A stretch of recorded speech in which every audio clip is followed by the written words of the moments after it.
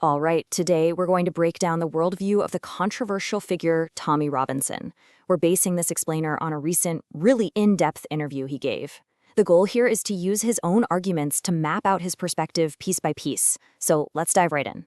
Right out of the gate, the interview hits you with this quote.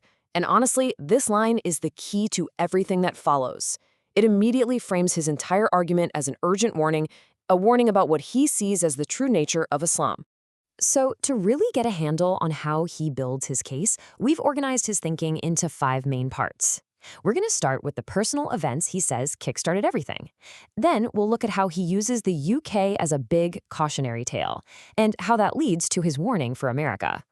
After that, we'll zoom out to his take on geopolitics, and finally, his prediction of what he calls a coming revolution.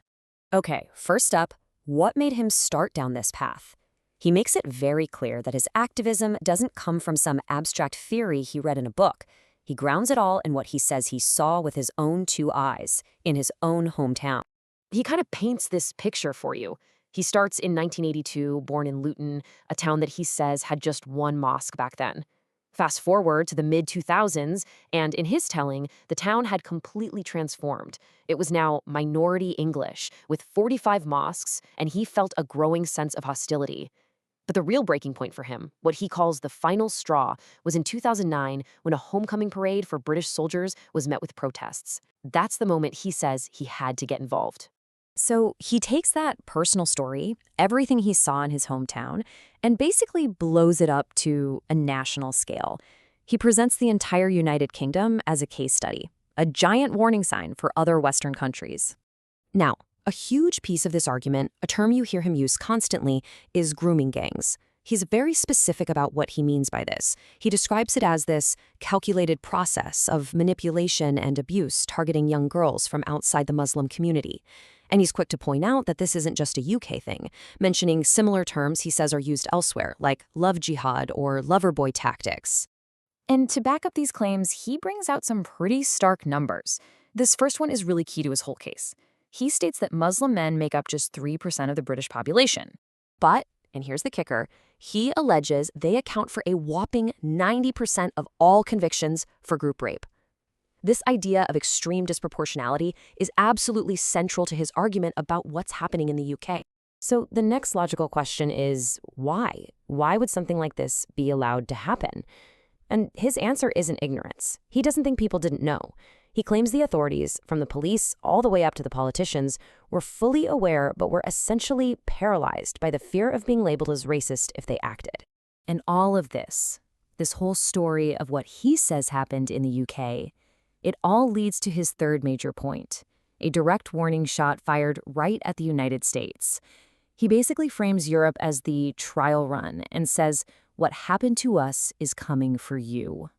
Now, the very core of this warning is a document he comes back to over and over again, what he calls the 1990 Muslim Brotherhood Plan. As he describes it, this was a plan found in an FBI raid that lays out a long-term strategy to, and this is his phrase, end Western civilization. But not with an army, with infiltration, with deception, and by using the very freedoms of Western democracy to tear it down from the inside. This is where he draws a really sharp line in the sand between different kinds of immigration. He says, look, Americans have had concerns about Latino immigration for a long time, but that's not even in the same league. He calls Islamic immigration oil and water, something fundamentally incompatible, because in his view, it brings a mindset that doesn't want to assimilate into Western culture, but wants to replace it entirely. And to argue that this is not some new modern problem, he reaches way back into American history.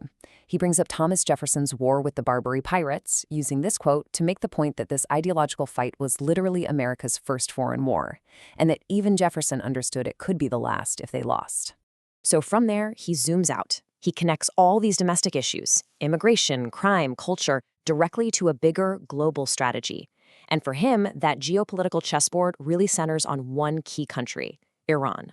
He lays out this very specific chain of logic for why taking military action against Iran is, in his eyes, a true America First policy. It goes like this. Step 1, the Iranian regime funds terrorism. Step 2, China, America's biggest competitor, is desperately dependent on Iranian oil. They only have about 100 days of reserves. So, step 3, if you topple the regime in Iran, you not only cut off the money for terrorism, you also kneecap China's energy supply, which leads to step 4, a massive win for America's economy and national security. So you might be thinking, well, if it's such a clear win, why aren't allies like the UK on board? According to Robinson, it has nothing to do with foreign policy disagreements. He claims their hands are tied by their domestic situation. He argues that European leaders are terrified that if they stand with America against Iran, it would trigger jihad on their own streets from their large internal Muslim populations. And all of that brings us to the final piece of his worldview, the conclusion to his argument, his belief in an impending revolution. But he's not talking about a political overthrow. He means something deeper, a massive cultural and spiritual awakening. This quote really captures it. He believes a powerful counter-movement is already bubbling up from the ground. He describes it as a spiritual awakening for a nation that's been asleep at the wheel for too long. In his mind, something absolutely gigantic is happening right now, a revival of what he sees as Judeo-Christian culture.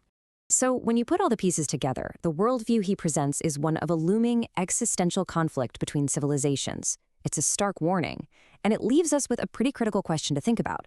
What does the rise of narratives like this one really signal about the future of the West?